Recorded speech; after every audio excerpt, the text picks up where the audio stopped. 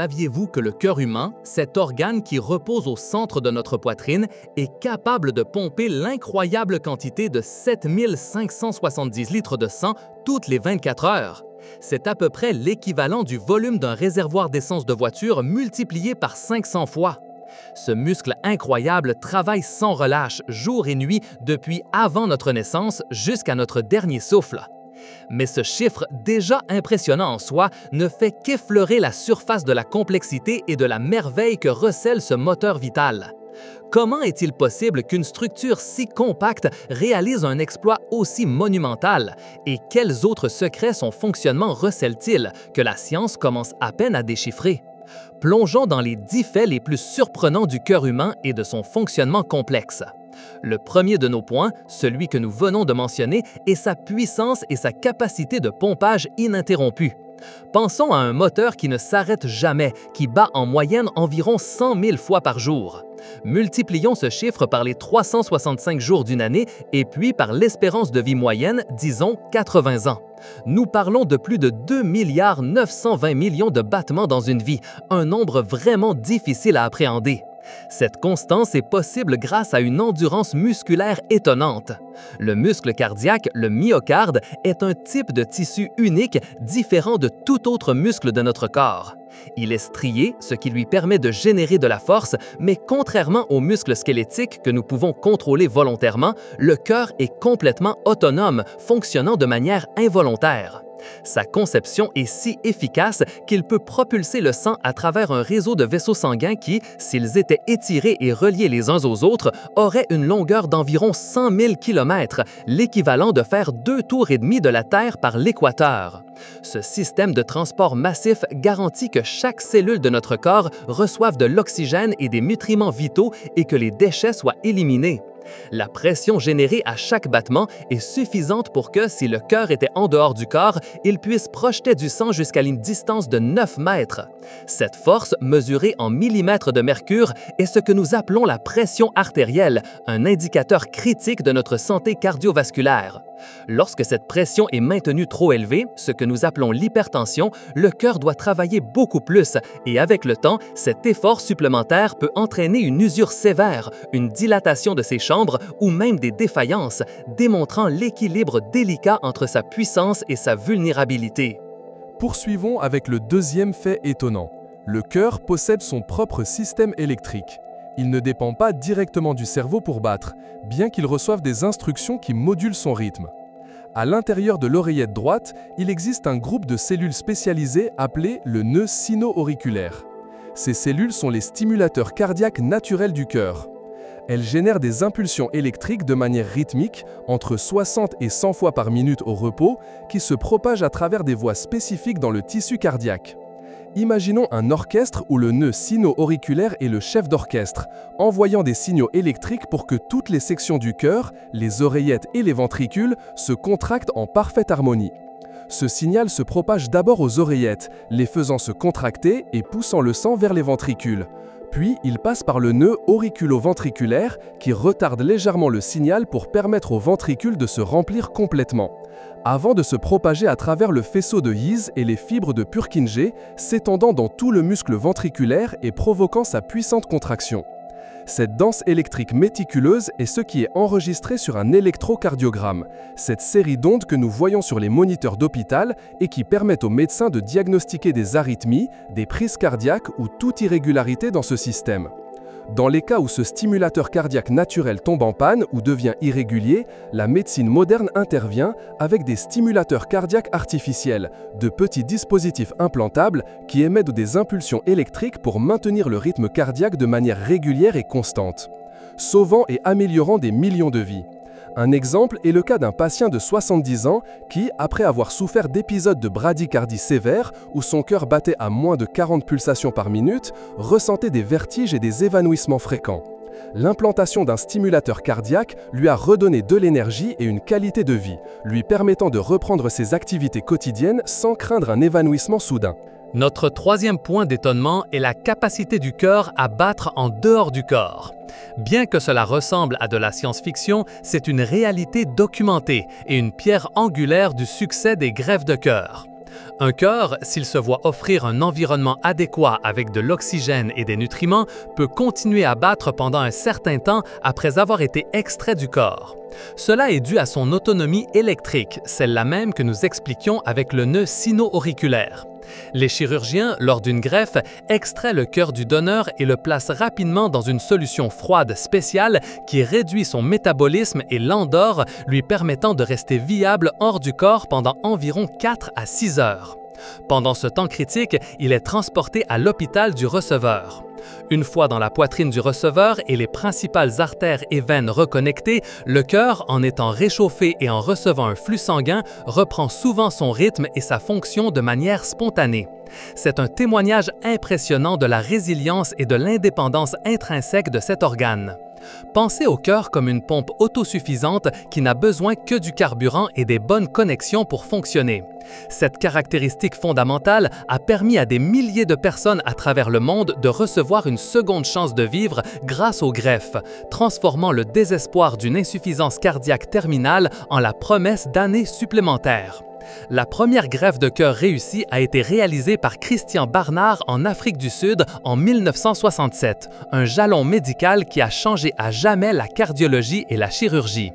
Bien que ce premier patient n'ait vécu que 18 jours, la voie était tracée pour l'évolution des techniques et des médicaments immunosuppresseurs qui rendraient les greffes une pratique de plus en plus sûre et courante.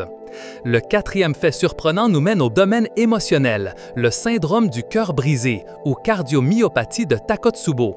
Ce n'est pas une métaphore, c'est une condition médicale réelle et grave.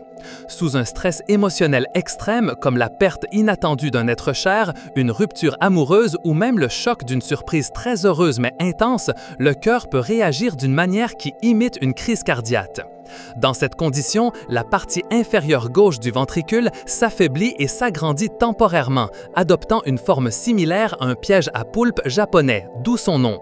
Cela se produit en raison d'une libération massive d'hormones de stress, telles que l'adrénaline et la noradrénaline. Ces hormones inondent le cœur, étourdissant temporairement les cellules musculaires cardiaques et les empêchant de pomper efficacement. Bien que les symptômes soient similaires à ceux d'un infarctus aigu du myocarde, il n'y a pas d'obstruction des artères coronaires. La bonne nouvelle est que la plupart des patients se rétablissent complètement en quelques semaines ou mois et la fonction cardiaque redevient normale. Cependant, dans de rares cas, cela peut être fatal. Ce phénomène souligne la connexion profonde entre notre santé mentale et physique et comment les émotions, en particulier les intenses, peuvent avoir un impact physiologique direct et tangible sur notre organe le plus vital. C'est un rappel puissant que la gestion du stress n'est pas seulement une question de bien-être mental, mais une partie fondamentale de la prévention des maladies cardiaques. On estime que jusqu'à 2% des diagnostics initiaux de crise cardiaque pourraient être en réalité des cas de cardiomyopathie de Takotsubo, ce qui souligne l'importance d'un diagnostic précis et d'une compréhension approfondie des diverses façons dont le cœur peut être affecté. Passons au cinquième point. Parlons de l'étonnante vitesse à laquelle le cœur fœtal se forme. Dans l'utérus maternel, le cœur d'un embryon commence à battre environ 22 jours après la fécondation, avant même que la femme ne sache qu'elle est enceinte. C'est l'un des premiers organes à se développer et à fonctionner. Initialement, c'est un simple tube qui se replie rapidement sur lui-même et se divise en les 4 cavités que nous connaissons. Vers la 6e semaine de gestation, son petit cœur bat déjà à une fréquence d'entre 160 et 180 battements par minute, un rythme bien plus rapide que celui d'un adulte. Cette incroyable précocité et vitesse de développement est vitale, car le cœur est chargé de distribuer l'oxygène et les nutriments à toutes les autres cellules en croissance de l'embryon.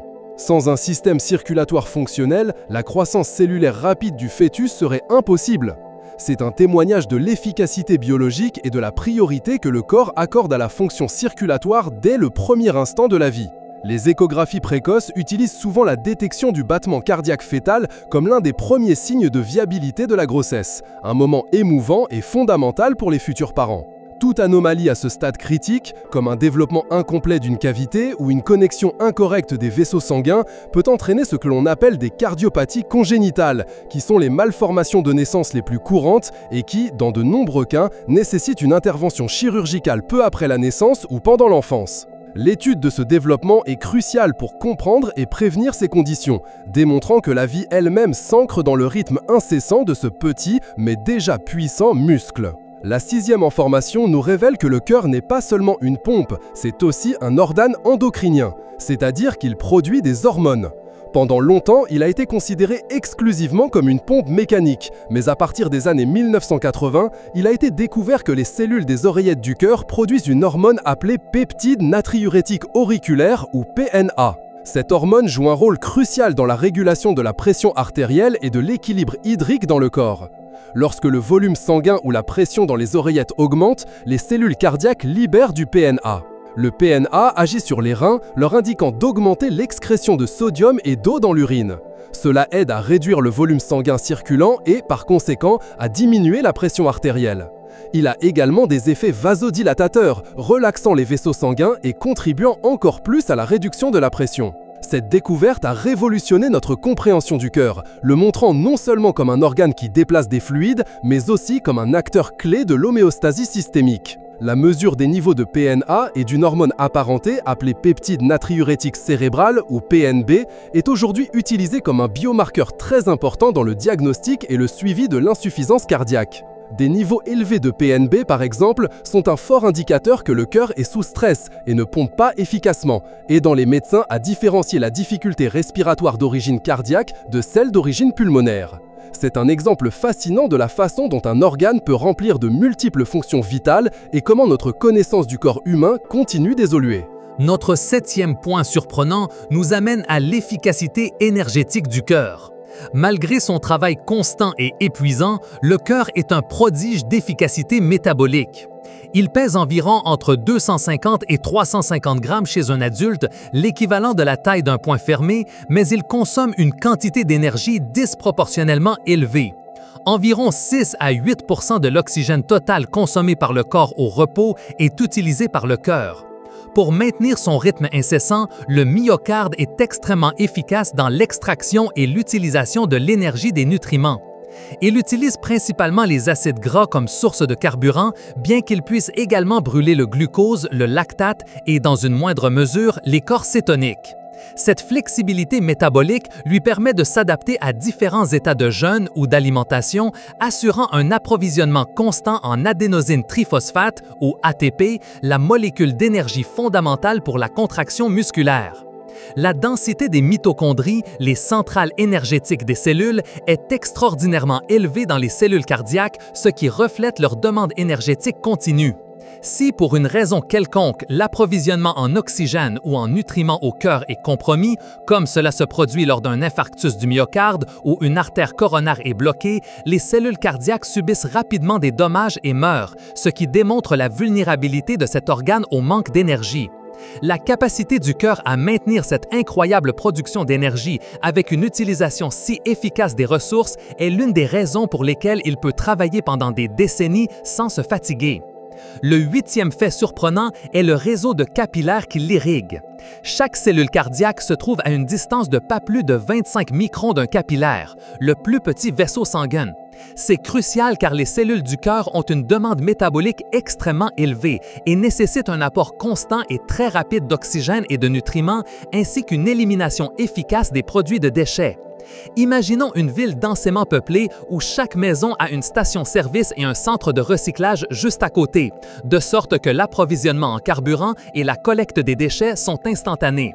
C'est ainsi que fonctionne l'irrigation du cœur au niveau microscopique.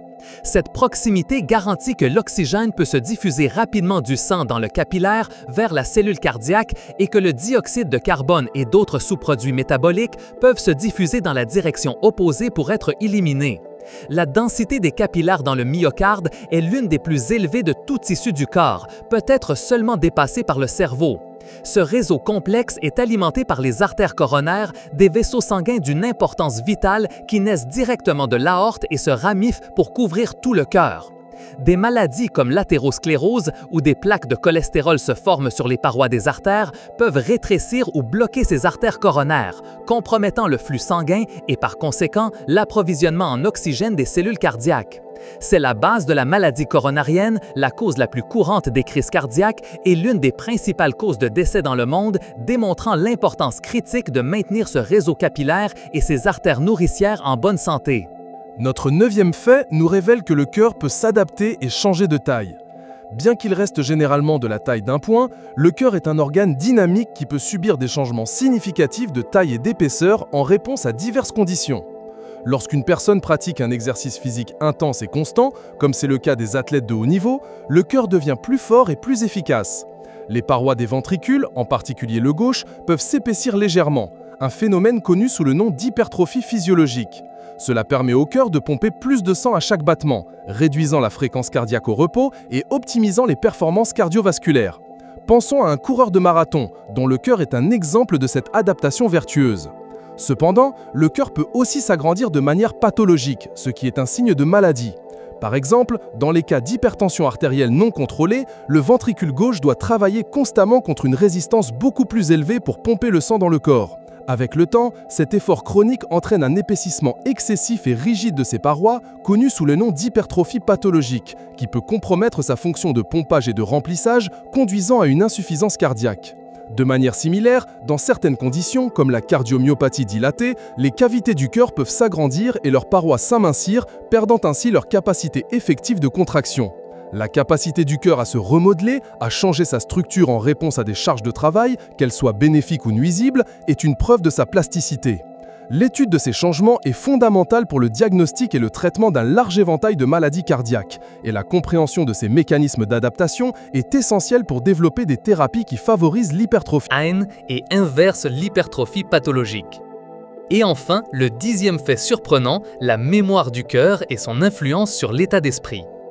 Bien qu'il n'ait pas de cerveau à proprement parler, il existe une connexion fascinante entre le cœur et le cerveau via le nerf vague. Le nerf vague est une autoroute bidirectionnelle d'information transportant des signaux du cerveau vers le cœur et, de manière cruciale, aussi du cœur vers le cerveau.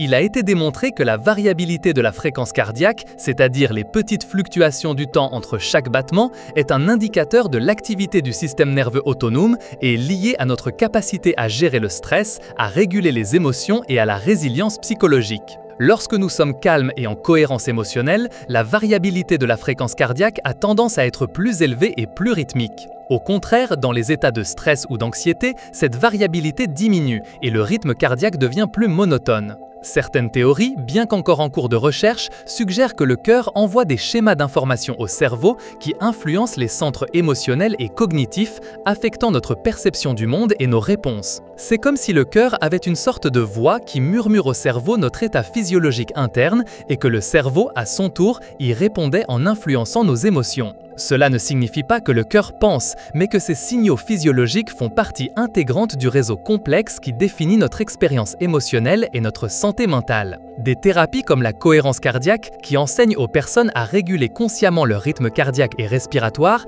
visent à optimiser cette communication cœur-cerveau pour améliorer le bien-être émotionnel et réduire le stress. Cela souligne, une fois de plus, que le cœur est bien plus qu'une simple pompe. C'est un centre de connexion complexe qui définisse une grande partie de ce que nous sommes et de ce que nous ressentons. Nous avons parcouru 10 des faits les plus étonnants sur le cœur humain, de son pouvoir de pompage imparable et son indépendance électrique, à son incroyable développement fœtal et son rôle surprenant en tant qu'organe endocrinien. Chaque battement est une symphonie de perfection biologique, une preuve de l'ingénierie naturelle portée à son expression maximale. Comprendre cet organe vital, c'est comprendre l'essence même de notre existence. Sa résilience, sa vulnérabilité et sa capacité d'adaptation nous rappellent à quel point nous sommes précieux et complexes. Protégez vos cœurs, explorateurs, car en eux réside l'étincelle de la vie elle-même. Si cette exploration approfondie du cœur a éveillé votre curiosité et vous a fourni des informations précieuses, nous vous invitons à rejoindre notre communauté. Abonnez-vous à la chaîne pour ne pas manquer nos prochaines plongées dans les mystères de la science et du monde qui nous entoure. Aimez cette vidéo si vous l'avez trouvée fascinante, laissez un commentaire avec votre fait préféré ou toute question qui vous est venue à l'esprit et partagez-la avec ceux à qui vous pensez que cette information serait tout aussi surprenante et enrichissante. Votre soutien nous permet de continuer à dévoiler les secrets les plus étonnants de l'univers.